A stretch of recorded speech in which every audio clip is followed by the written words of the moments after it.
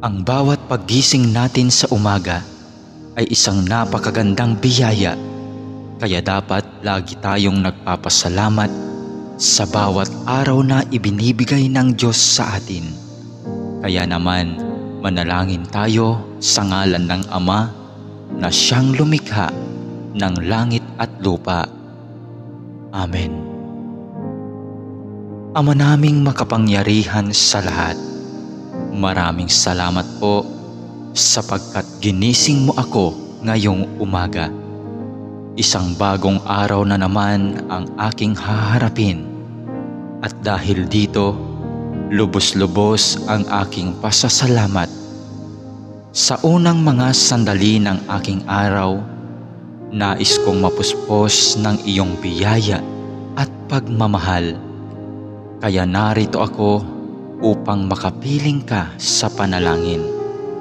Bantayan mo ako at gawing ligtas sa buong maghapong ito. Ilayo mo ako at ang aking pamilya sa anumang masama.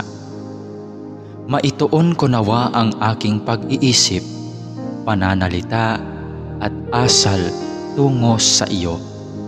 Nawa maging kalugod-lugod sa iyo ang lahat ng aking gagawin sa araw na ito.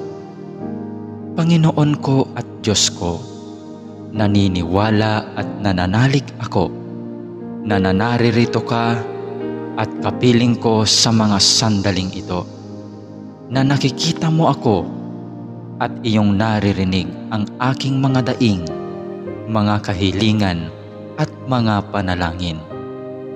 Kaya naman, Panginoon, ngayong umaga, sa iyong presensya at pagdamay mo ako kumakapit upang maharap ko ng may katatagan at katapangan ang araw na itong ibinigay mo sa akin.